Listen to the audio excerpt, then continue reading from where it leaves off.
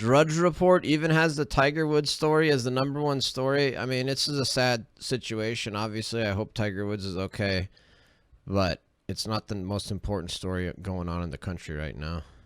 Fauci, Trump denial led to mass casualties. Who is this guy think he is? Are you serious? Welcome to the Lecture Fan Podcast. My name is Lecture Fan. I'm a Twitch streamer. I do conservative politics on Twitch. I'm a commercial litigation attorney. I've traveled the world. I believe in the U.S. Constitution. I do podcasts with my Monday, Tuesday, Thursday streams. Hope you guys enjoy the podcast. Check me out on Twitch, twitch.tv/LCTRFan, and on all other social media platforms as Lecture Fan. Thank you guys so much. Enjoy. Wow. Dude, how many times do we have to tell you, Fauci, that you're wrong? If the Johns Hopkins doctor that wrote the Wall Street Journal editorial this week talking about we could have herd immunity by April, if that doctor is right and we ultimately have the virus go away by April this year due to herd immunity, then everything that Fauci's been saying has been incorrect, and we should have followed what the medical experts recommended in the Great Barrington Declaration. Rollo Tomasi, DCD, what's up, guys? Dude, awesome, DCD. Thank you. I took a picture of you saying you followed it, texted it to my podcast editor, and told her, first follower, baby, first follower. What did you think of the discussion panel yesterday? I thought it was good, DCD. I thought it was good. I thought it was one of the better ones. I mean, I only agreed to do it because I think those people are willing to argue in good faith. You know, so many of these Twitch panels are just so awful. And they don't go anywhere, and you don't get into deep issues or anything. I thought yesterday was really good. I thought we got into some really important issues, deep issues. By the way, Data Love, again, Data Love, thank you so much, man. I can't tell you how much it means that you support me like that. Thank you so much. Data Love, second follower, but to be honest, I don't check my podcast feed much. That's all right, Data Love. That's all right. Thank you so much. Data Love, the thing is, Data Love, now that I've got those podcasts out there, you know, if you're traveling, if you're, you know, if you're on a bus, or if you're on a plane, or if you haven't seen me for a while and you want to hear the latest of the Lecture Fan, you can just open up your podcast, go right to the Lecture Fan Podcast, and get a condensed version, you know, of some of my latest streams and stuff. Remember, guys, even though it's the Democrats trying to shut down viewpoints they disagree with and demanding that conservative media be taken off the air. No, guys, cancel culture is not a Democrat thing. Cancel culture is not a left-wing thing. Guess is in the house. What's up, Guess? How can we have a guy going to be the next attorney general not have an opinion on if entering the U.S. the wrong way is not a crime? Dude, Guess, I heard that he refused to answer if it's fair to women to allow boys to participate in women's sports. He refused to answer that too. Like, what the heck did he actually answer? It sounds like he didn't answer anything. He said he did not have an opinion. What? He's going to be the attorney general. He's going to be the top federal law enforcement officer. He should have an opinion that the law says it's a crime, and I will prosecute that crime to the fullest extent possible under the law. That's what his answer needs to be. He's going to be the attorney general. That's insanity. That's totally unacceptable. These Democrats are literally just out there wanting open borders. Ignored all the tough questions and focused on white supremacy. Are you serious, Gus? I am sorry, but white supremacy is just not a major problem in the United States. There's not that many people that are white supremacists. There's a couple of them. And to the extent that they're committing crimes, they should be absolutely prosecuted to the fullest extent of the law. But that's not the primary problem the country's facing in terms of the Justice Department. Tech stocks bounce back as rate fears ease. Swings highlight a shift in investor appetite to real economy sectors such as banks. Yeah, dude, the markets are insane lately. These markets are out of control. While investors continue to believe U.S. stocks are the best place to invest for the long term, sensitivity about the impact of rising rates is acute. We're seeing a nasty, violent rotation. The broader market rose, fueled by gains in energy, utility, and financial. Really?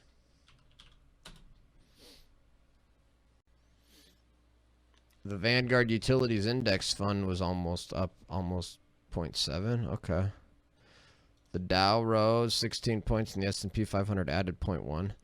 I don't know, man. It feels to me, while investors continue to believe U.S. stocks are the best place to invest for the long term, sensitivity about the impact of rising rates is acute. We're seeing a nasty, violent rotation. The broader market rose, fueled by gains in energy, utility, and financial. Really? The Vanguard Utilities Index Fund was almost up, almost 0.7. Okay. The Dow rose 16 points and the S&P 500 added 0.1.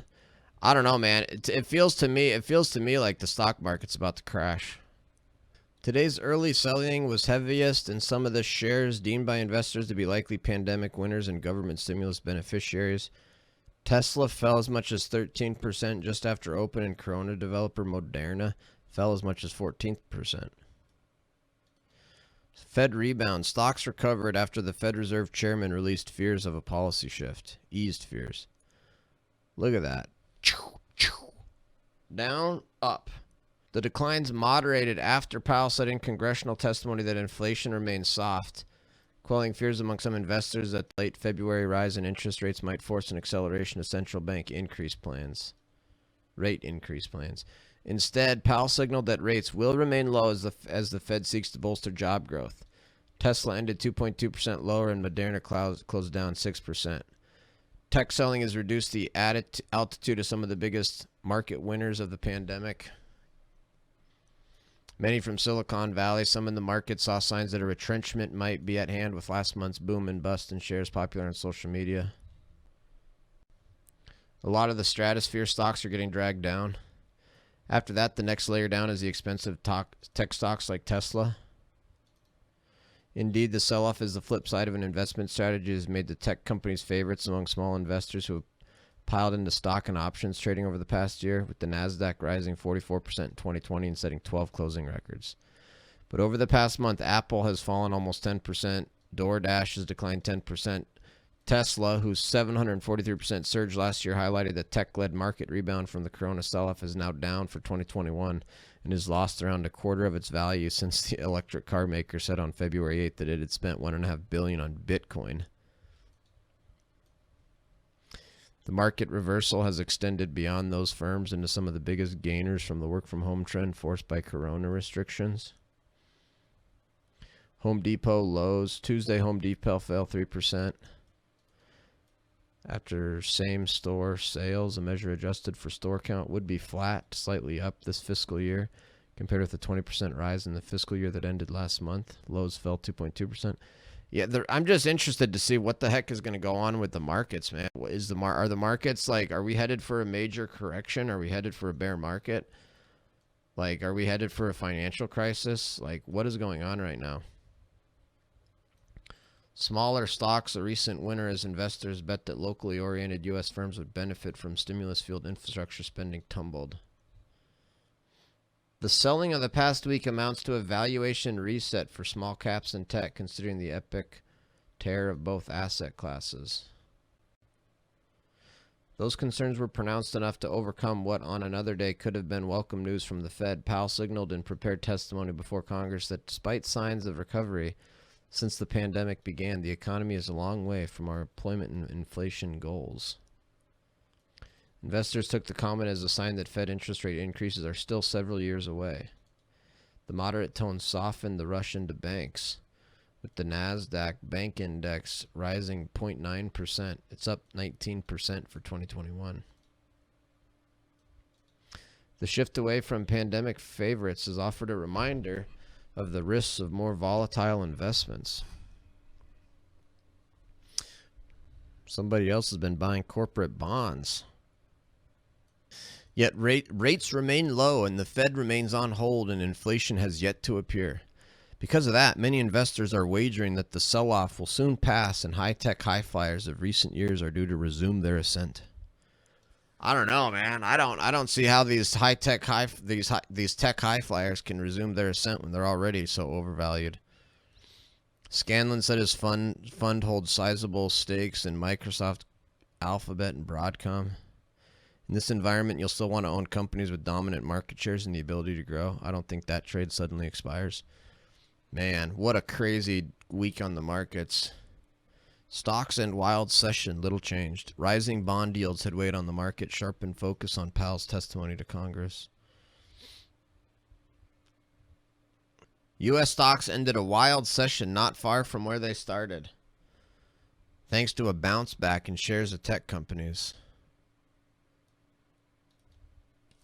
The S&P 500 ended up eking out a 0.1% gain to snap a 5-session losing streak after falling as much as 1.8% earlier in the session. Fed Reserve Chairman Powell kicked off the turnaround by tamping down inflation worries that had reared from a recent rise in bond yields. The economy is a long way from our employment and inflation goals. A substantial recovery is likely to take some time. A sharp rise in yields. Here's the thing. I'm not so sure that the Federal Reserve can really control this rise in yields. And so, yeah, the stocks all came back because the Federal Reserve, said they're not going to raise rates. But, I don't think the Federal Reserve has total control over the rising yields. I mean, yields are rising right now, and the Fed hasn't done anything.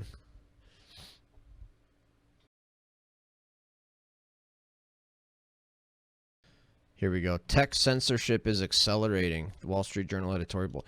Amazon bans a book as Democrats demand a wider media crackdown. They're literally banning books. Amazon is literally banning books. How is that any different than book burning? How is banning a book from the internet any different from book burning? Democrats and leftists support book burning. That's all there is to it. They don't support free speech. They don't believe in an open society. They don't believe in a free market of ideas. Now that voters have turned the authoritarian GOP out of the executive branch in Congress, Americans should expect the open exchange of ideas to flourish again, right? Consider two events Monday. First, the conservative scholar Ryan Anderson announced that Amazon had purged his 2018 book, When Harry Became Sally, from its web store. The book criticizes recent progressive ideas about gender and especially the wisdom of sex change procedures in children. Dude, this is crazy. Sex change procedures in children. A lot of Americans are opposed to that. So many Americans are opposed to that you have state legislatures all across the country passing bans on this. That's the crazy thing about the censorship. They're not censoring extreme ideas. They're not censoring ideas that are only acceptable on the margins of society. They're not censoring these radical views. They're censoring mainstream views. It's one thing if they were going to, censor and ban, Holocaust denial or, actual, Nazism or something like that. Something that is very extreme and marginal and maybe is 0.0001%. But they're censoring and banning things that a majority of Americans believe. Seriously, banning of sex change procedures in children is so popular amongst the American people that literally state legislatures all across the country are in the process of literally passing laws to ban that issue. Because that's what the American people want. So they're actually censoring mainstream American views. This is insane. This is so bad. Amazon declined comment on the reasons for the ban, but comment is hardly needed. The tech companies have grown increasingly open about the ideological censorship. Also on Monday, 2 congressional Democrats wrote a stern letter to CEO Jeff Bezos about Amazon's role in politics. If you took seriously the party's promises to defend democratic norms, you might expect Democrat politicians would express concern about the world's third largest company by market cap trying to suppress a book on a contested political issue. But the letter is a demand for more ideological censorship. Quote, our country's public discourse is plagued by misinformation, disinformation, conspiracy theories, and lies, writes Reps Anna Eshoo and Jerry McNerney. They quote a claim that right-wing media is much more susceptible and demand to know why Amazon's Fire TV carries conservative programs. Wow. Wow. The letter is addressed to the CEOs of Apple, Google, and cable companies. It's part of a campaign to engineer a more pliant media through coercion of the corporations that distribute information. That point will be pressed in a Wednesday hearing on disinformation and extremism in the media in the House Energy. Okay, let's talk about this for a second, okay? So the federal government is now pressuring through multiple different ways these big tech companies to censor conservative viewpoints. Okay? And then guess what? When they do it and somebody says, hey, that's a violation of free speech, then they say, nope, it's a private company. However, is it really a private company when they're doing it at the behest of the government and they're doing it multiple different ways by pressure from the government, and more importantly, the government is protecting them when they do it through Section 230.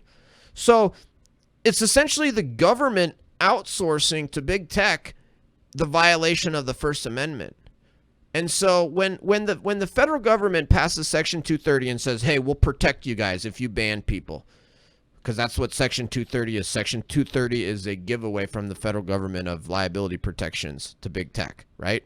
So the federal government then says to big tech, we will protect you, big tech. If you censor people, we will protect you, right? And then the federal government then writes letters to the big tech and demands that they censor conservative viewpoints.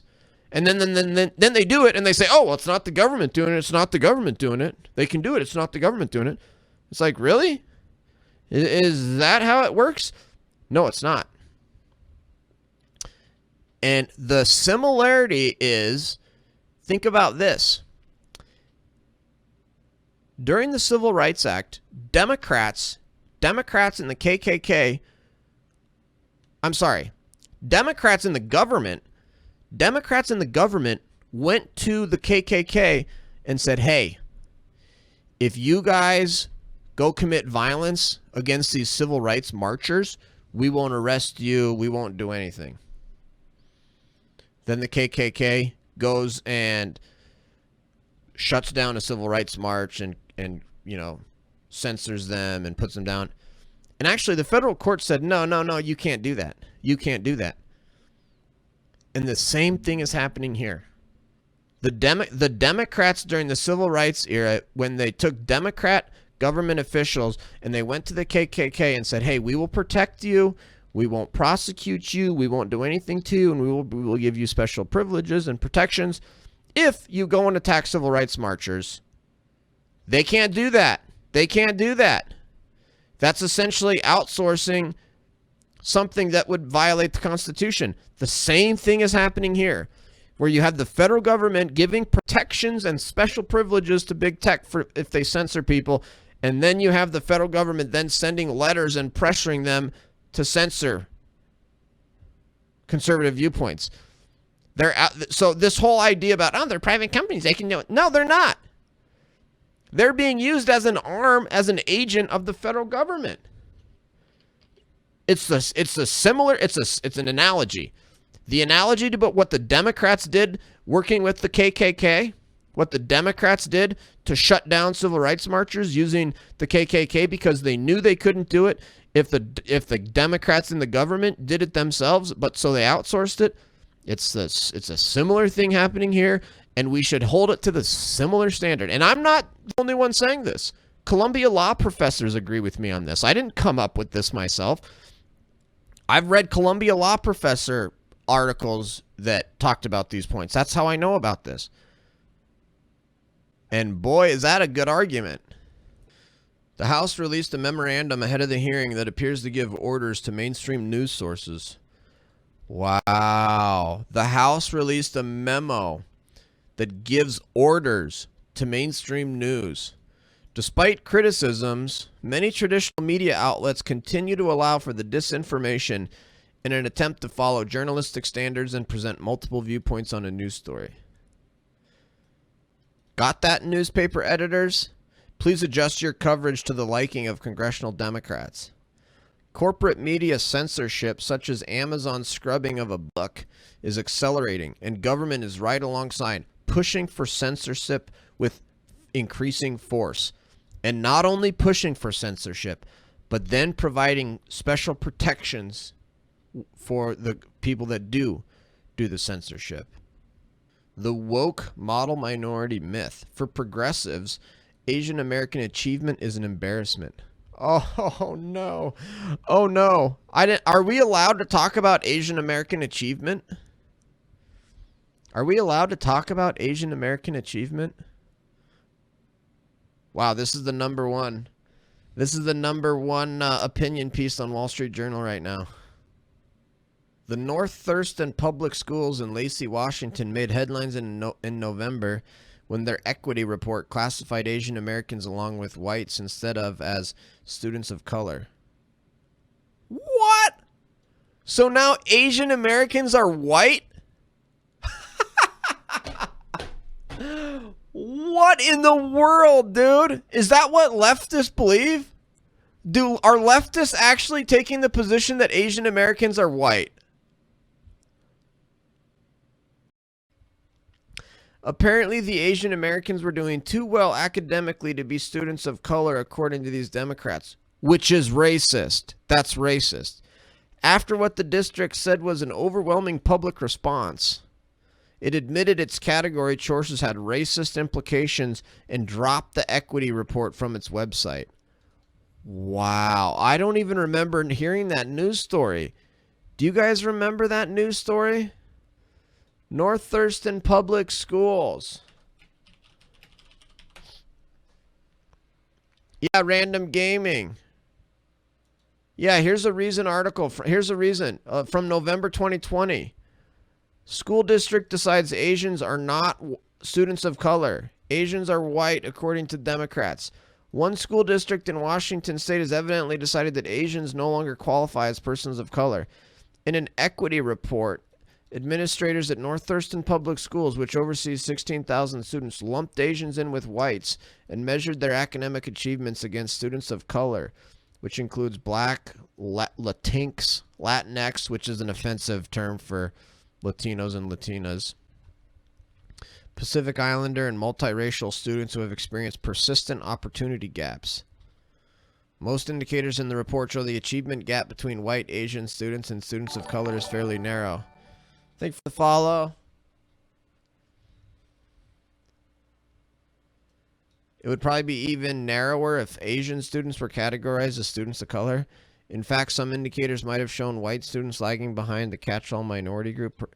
Perhaps Asians were included with whites in order to avoid such an outcome. Wow. So,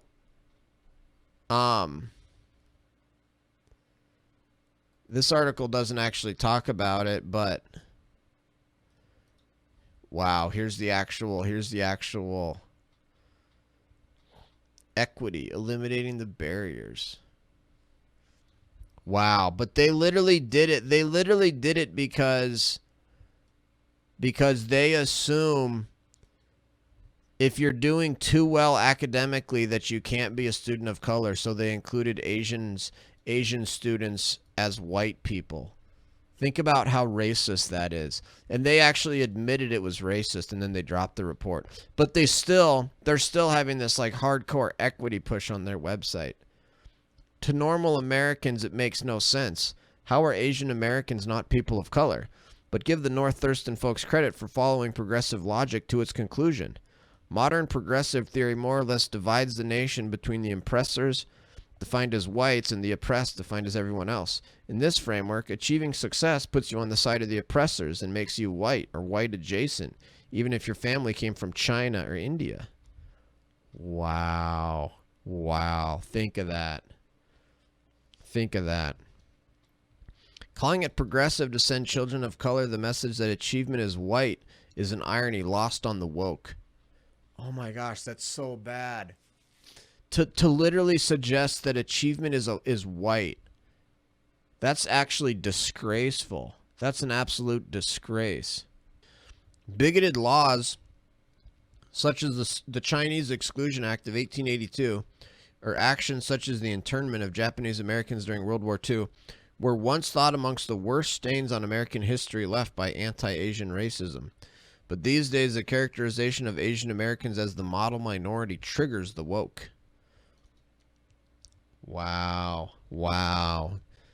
That's disgusting, the way that the woke...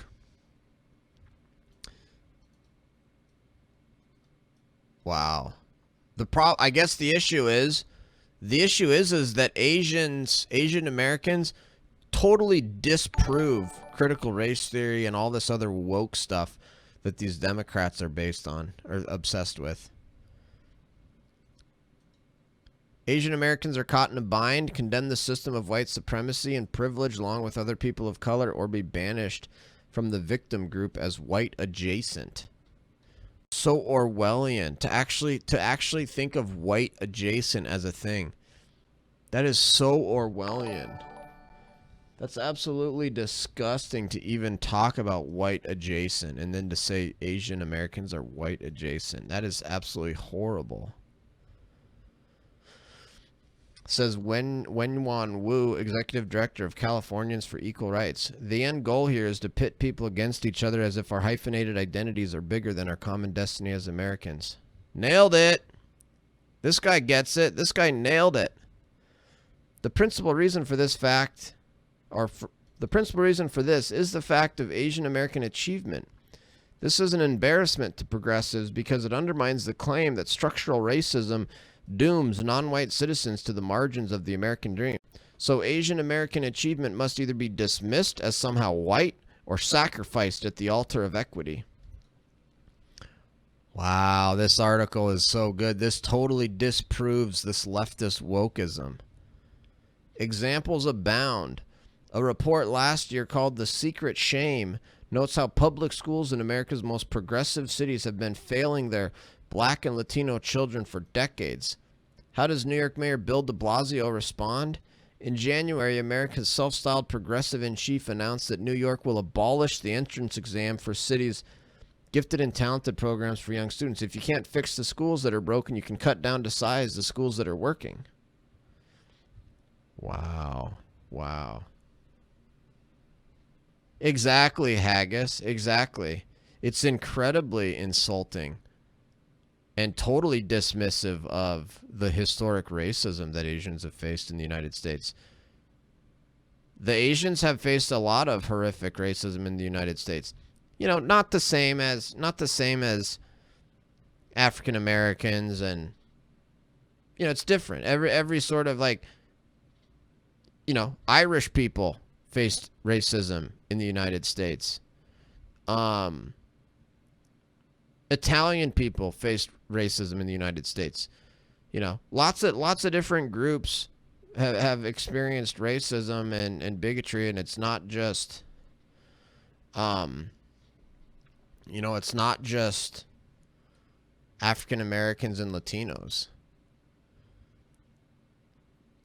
In 2019, de Blasio's School Diversity Advisory Group reported that though Asians are only 17% of New York's kindergarten population, they account for 42% of the gifted and talented seats. Asians are 17% of the population, but 42% of the gifted and talented. Oh my gosh! Oh no! Oh no! Oh no! What are how do the Democrats explain it? How are the Democrats going to explain this away? How can they explain this? This proves everything Democrats want to try to say. Plainly, the mayor's success requires reducing the number of Asian Americans no matter how qualified they are. The mayor has also tried to abolish the entrance exam for the city's high-performing high schools. This hasn't even mentioned the lawsuit against Yale.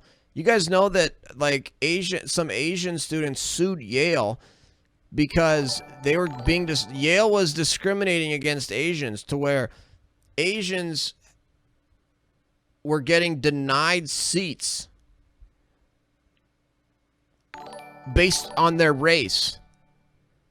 And Asians were having to score even higher test scores than other races to get in based on their race because of the ultra woke race-based affirmative action programs. Now, ultimately, I think basically the Supreme Court basically said that's fine, which is horrible. But the mayor has tried to abolish the entrance exam for the city's high-performing high schools, where Asian American students are again, quote, overrepresented. The progressive war on merit is by no means confined to New York. San Francisco's renowned Lowell High School abolished its own merit-based admissions this month, again in large part because a student body selected by merit will have too many Asian Americans and too few students from other minority groups. That's exactly what Yale was doing. This is absolutely insane. The progressive contention is that admitting students on individual merit is really about upholding white dominance. Wow. This is honestly disgusting the way these leftists think. Literally suggesting that admitting students on individual merit is about white dominance. And that is what these progressives say. Disgusting. What about Asian American success then? In this narrative, that's using the model minority myth as a wedge against African Americans to send them the false message that with strong families and hard work, America's racism can be overcome. So how do the leftists respond to that? How do the leftists respond to the idea that, look, Asian Americans have suffered racism, Asian Americans are people of color, yet they're actually outperforming whites in a lot of areas? How do the progressive, woke, critical race theory people, how do they deal with that? I don't even like the idea. I don't even like the way these leftists make us talk. It's disgusting the way these leftist Democrats make us talk. What do white people do versus Asian people versus black people versus Latino people? I don't even like that. Categorizing people by their race and then dividing people up based on race and then comparing people to each other based on race. I think it's a disgusting, grotesque way of even looking at the world. It's not how Martin Luther King taught us to look at the world. It's not how I think of the world. I think of the world as everybody's an individual. Everybody deserves to be treated as an individual and judged on their individual content of their character, and doesn't matter what race they are.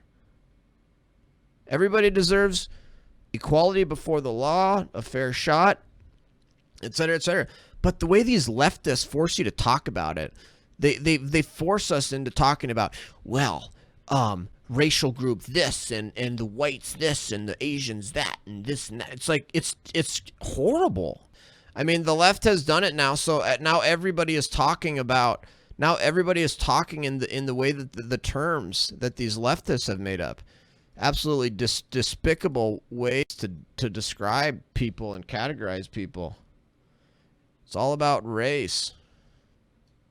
In reality, by applying different entrance standards to different racial groups, the equity movement is stoking racial resentment and pitting one group against another. Yep, exactly. Note that the same people who decry the model minority stereotype have little to say about the stereotype Harvard's admissions office has created with subjective personality assessments whose results consistently rate Asian Americans as lacking in traits such as courage, leadership, and likability. This lowers their overall admission scores and makes them easier to reject. I'm pretty sure that's part of the lawsuit that they filed.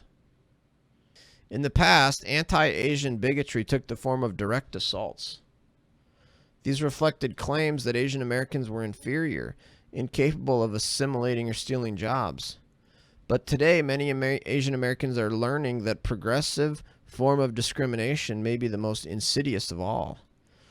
What do progressives say to a Chinese American or an Indian American when she realizes their ideology means her children will be held to higher standards to get into college simply because of their race? Asks Y. Watchin, charter president of the Chinese American Citizens Alliance of Greater New York. Should she really have to tell her children they must just accept that because of their race, they will have to work harder to get the same opportunities as others and accept this new racism as the price of a woke America? Wow. Wow. So good. So that's what leftists and Democrats literally say to Asians. Hey, you're just going to have to work harder, and you're going to have to be smarter, and you're going to have to get higher scores on your tests, and you're going to have to do all these things in order to get the same opportunities as others because of your race. That's how despicable the leftist wokeism is. Actual out and out racism. See what the Real Clear Politics headlines are saying. An awful first month for the Biden administration. An awful first month for the Biden admin. Ouch. Cuomo is everything the press accused DeSantis of being. An uncertain spring, an amazing summer, a cautious fall and winter, and then finally relief. So stupid, dude. It's like, no, we should be going back to normal yesterday. The one thing that I did like about this article, I kind of skimmed it earlier, is that it did talk about how,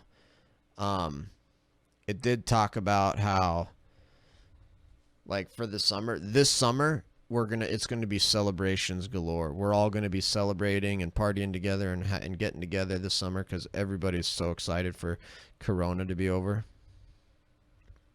The end of the Corona pandemic is on the horizon at last, but the timeline for actually getting there feels like it shifts daily, with updates about viral variants, vaccine logistics, and other important variables seeming to push back the finish line or scoot it forward.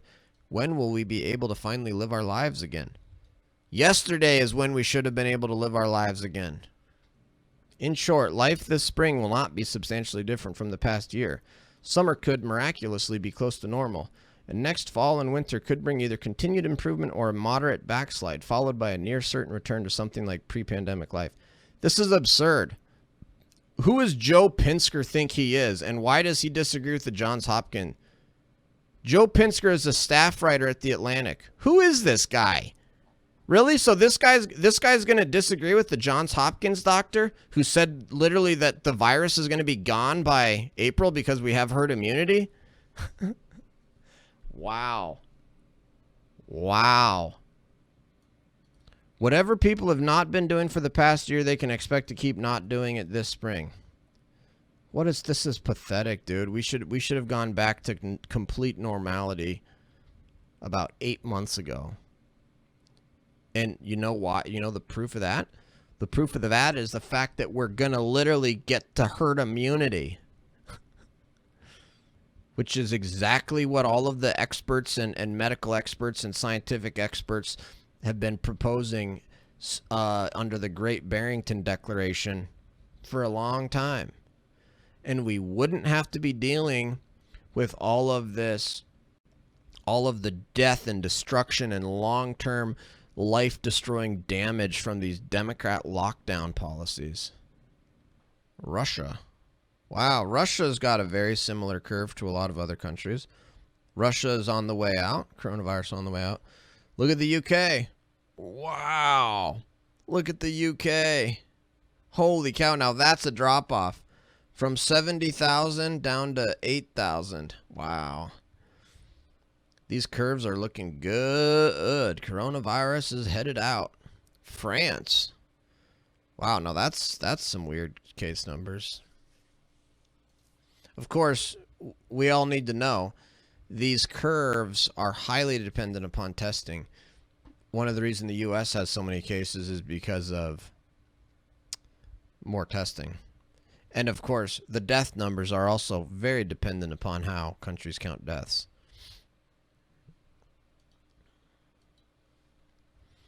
Daily cases in Spain. Also a massive drop-off. Italy, not as severe of a drop-off. Turkey, wow, now that's a drop-off. Germany, dropping off. Holy cow, now that's a drop-off. From 70,000 down to 8,000. Wow. These curves are looking good. Coronavirus is headed out. France. Wow, now that's some weird case numbers. Of course, we all need to know these curves are highly dependent upon testing. One of the reasons the U.S. has so many cases is because of more testing. And of course, the death numbers are also very dependent upon how countries count deaths. Daily cases in Spain, also a massive drop-off. Italy, not as severe of a drop-off. Turkey, wow, now that's a drop-off. Germany, dropping off. In fact, experts fear that the pandemic will get much worse in the near term.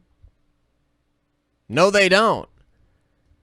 Experts are saying that the virus will be gone by April because we have herd immunity.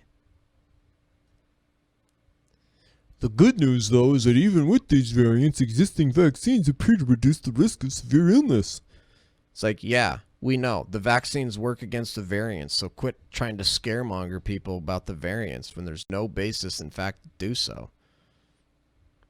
Wow, listen to this absurdity. Listen to this absurdity.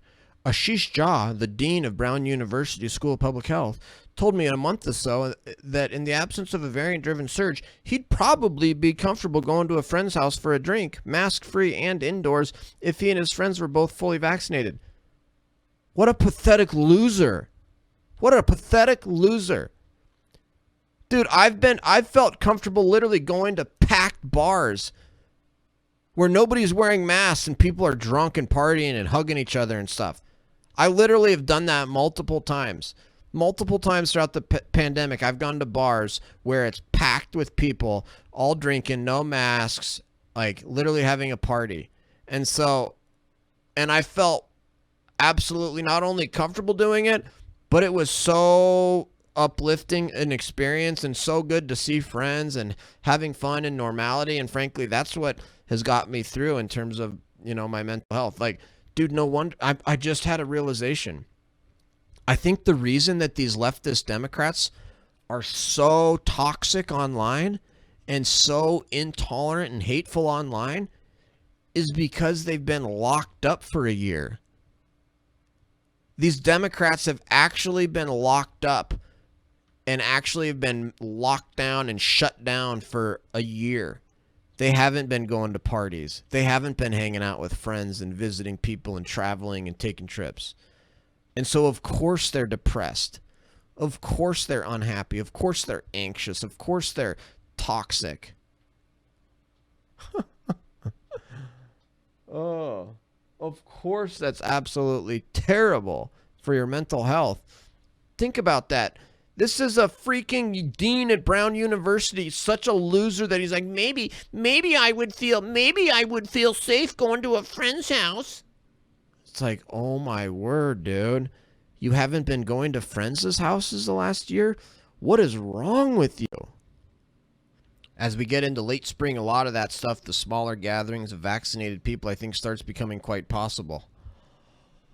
It's been not only possible, it's happening, and it has been happening. It's only losers and scaredy cats that haven't been doing parties and gatherings with friends. The summer should be a sublime departure from what Americans have lived through so far. As my colleague wrote, in most of the U.S., the summer could feel normal, even revelatory. Barring some variant that's really crazy, I expect the summer to be a lot like the summer of 19.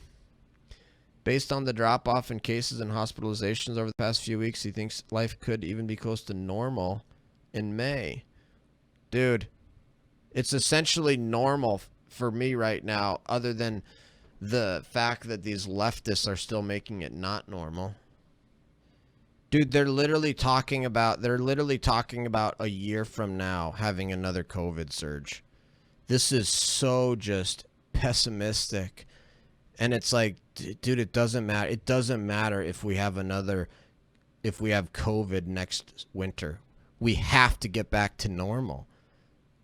These lockdowns and shutdowns and isolation and school closures have done way, way more damage than the virus. And I can't believe these people haven't realized it yet and they haven't figured it out. Unreal, dude. This is disgusting. Look at this. Summer 2022. They're even talking about summer 2022. They're saying that it's not going to be normal, even not this summer, but next summer. Summer 2022, they're still going to be scared of corona. Pathetic. What a joke, dude. How did Real Clear Politics link that number 2 today? Wow. Florida's handling of COVID is a big problem for Democrats. Yeah, because literally Florida proves everything that I've just been saying. Everything that I've just been saying for the last 30 minutes about COVID, it's all proved to be 100% correct by Florida, by Governor DeSantis of Florida. He's an American hero for what he's done. And Florida is 100% proof that these lockdowns did more damage than good. Period. And then this is the Wall Street Journal editorial board put out this opinion piece today. More green blackouts ahead. Biden's regulators are ignoring the electrical grid's vulnerability. The Wall Street Journal editorial board. You'd think the Texas blackouts would trigger some soul searching about the vulnerability of America's electrical grid. Not in today's hothouse of climate politics. The Biden admin is already moving to stop an examination of grid vulnerability to promote unreliable renewable energy resources. Really? The Biden administration is trying to stop an examination of electrical grid vulnerability, all just to promote green energy? Regulators have been warning for years that the grid is becoming shakier as cheap natural gas and heavily subsidized renewables replace steady coal and nuke baseload power. The nation's power grid will be stressed in ways never before experienced due to an unprecedented resource mix change, the North American Electric Reliability Corporation warned in 2011. This proves what I've been saying all week long. Folks, if you guys have been watching me all week long, I've been saying all week long that let's just use common sense. For 100 years, we didn't have blackouts.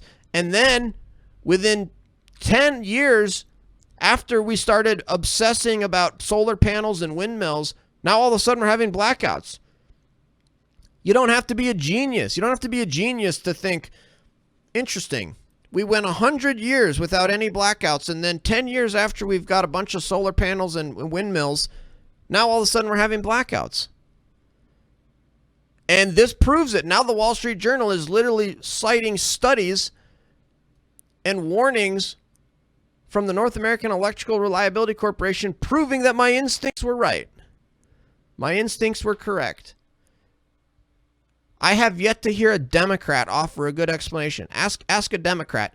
How is it that for 100 years we never had blackouts, and then 10 years after we started using windmills and solar panels, now we have blackouts?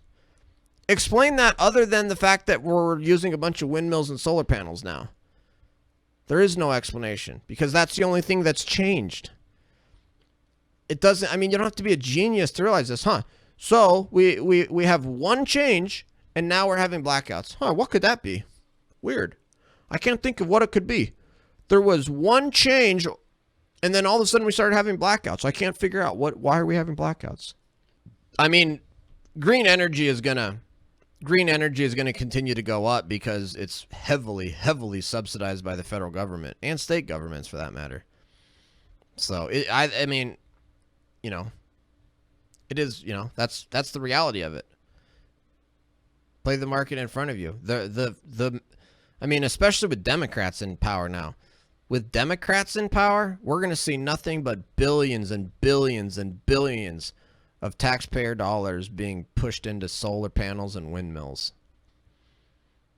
You know, it's like, and also, let's stop Let's stop talking about. I just had a realization, and I just made a decision. There's no longer any discussion of renewable energy or green energy. It's solar panels and windmills. That's all it is. Oh, they maybe have a thing here, a thing there, a thing here, a thing there. The reality of it is that it's solar panels and windmills. I actually think solar panels and windmills are cool. Like, for example, living off grid, I think is really cool. I don't know if you guys have ever seen, there's been some shows about Alaska, and there's a bunch of people in Alaska that live off grid, and they all have solar panels and windmills and stuff, and I think that's cool. I think it's cool. I would love to have, a cabin out in the woods where I had some solar panels and some batteries and a windmill and some batteries, and I could, go way out into the wilderness and live in a little cabin with some solar panels and stuff. I think that's cool. What I don't think is cool is pumping billions and billions of taxpayer dollars into it because of, man-made global warming theory.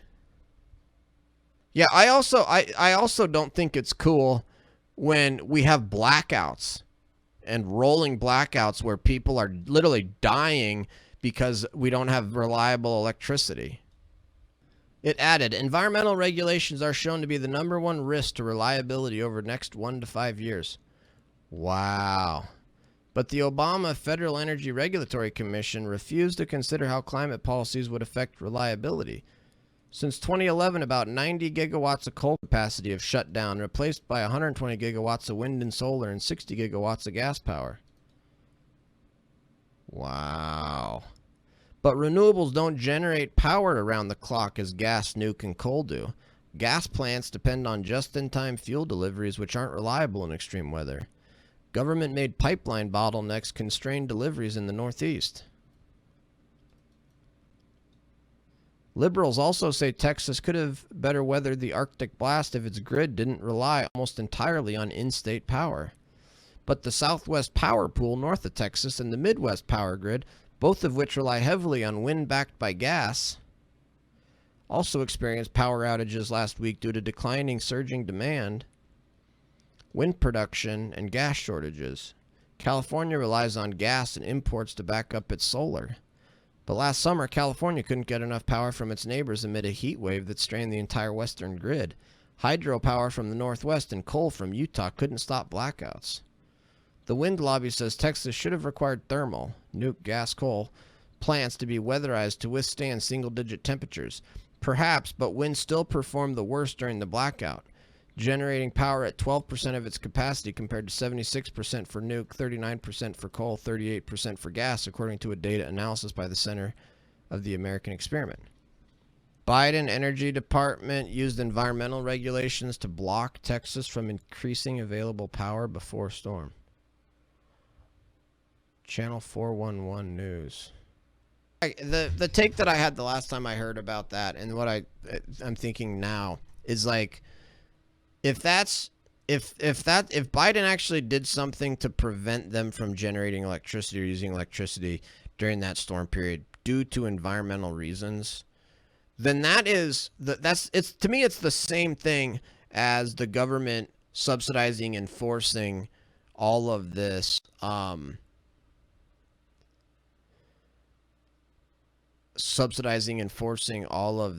green energy. Either way, both ways, it's Democrats literally causing people to die from lack of electricity and causing blackouts due to environmental concerns when they're not even legit environmental concerns. They're concerns based on CO2. It's not that there's, traditional pollution, mercury going into the air, something like that, where, even conservatives agree that under traditional pollution should be regulated. I mean, we can't have companies dumping, toxic sludge into the rivers and things like that. Everybody agrees with that. That type of pollution control's been around for 100 years or more. Nobody wants to change that. The issue is whether we're going to do all this massive changes to the electrical grid based on CO2. But either way, it's the same thing. I think that's terrible. I think it's terrible. I think we should be focused on creating reliable energy that we can count on when we're having. By the way, and then here's the other thing. So when this first happened, I read an article that quoted a Texas politician who had overseen the utilities, and he said, "Hey, look, we could have, we could have done this. We could have weatherized everything, but it would have made our electricity prices double, right? And so, would you rather have double your electric bill every month? Would you rather have your electric bill go from $100 a month to $200 a month, or would you rather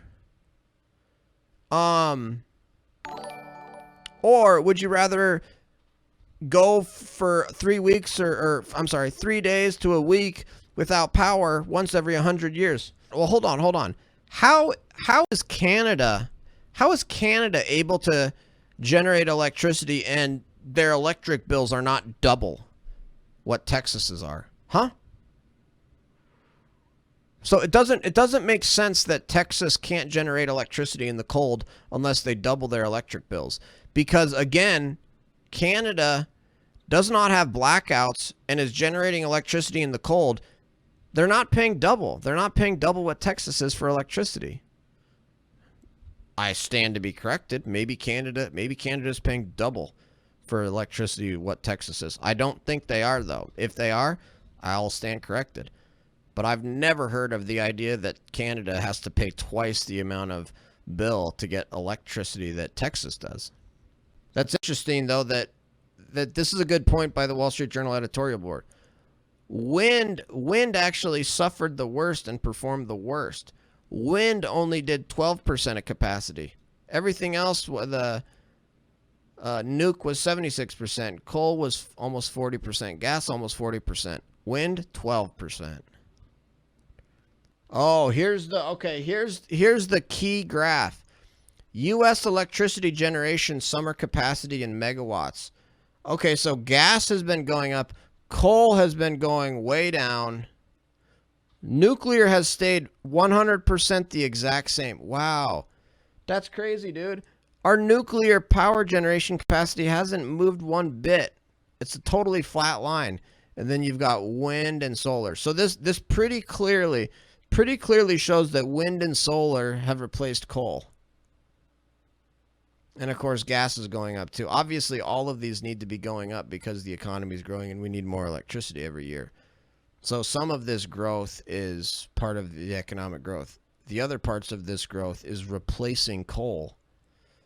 So we've literally replaced coal with wind and solar, and gosh, all of a sudden we have blackouts. We replace coal with wind and solar, and there we go, blackouts. But no, guys, it's not. No, it's not that. It's not that. Oh, really? Why is it that after we replaced coal with wind and solar, now we have blackouts we never did before? Can somebody explain that to me? Lecture is an expert on climate change.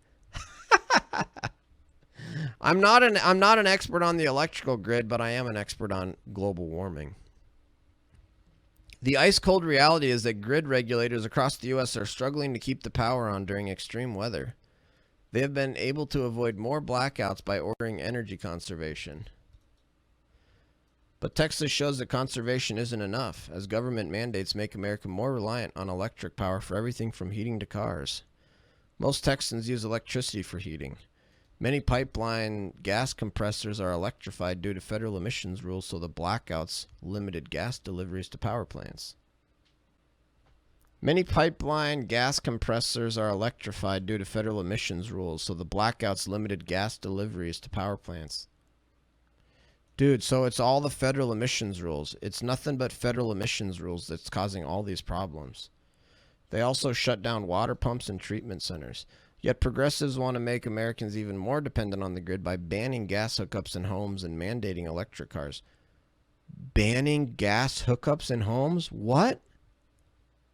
Dude, gas stoves are awesome. Gas stoves are way better to cook on than electric stoves. And mandating electric cars. Wait, do the Democrats really want to get rid of gas stoves? This is insane. I had no idea that they're that extreme. Actual banning of gas hookups in homes. That's horrible. Gas stoves are 10 times as good as electric stoves. That's insane that Democrats actually want to do that. Good luck with that. Yeah, that's the only consolation we have, Gen 10, is that they won't be able to do it because it's an insane, insane idea. But the actual fact that they want to ban gas stoves, it's preposterous. There are generators that can run on natural gas too. Oh, nice, Legendary. I'd love to have a generator at my house that ran on natural gas. Oh, you know what's cool is the generators that can run on multiple kinds of fuel. My parents have a cabin, and my dad's got a big generator that he can use to power the cabin that can run on, I think it can run on either gas and propane or propane and diesel or something like that, but it's like a multi-fuel generator, which I think is really cool, and it's a big one that you can use to like generate for a house. I was like, wow, that's amazing.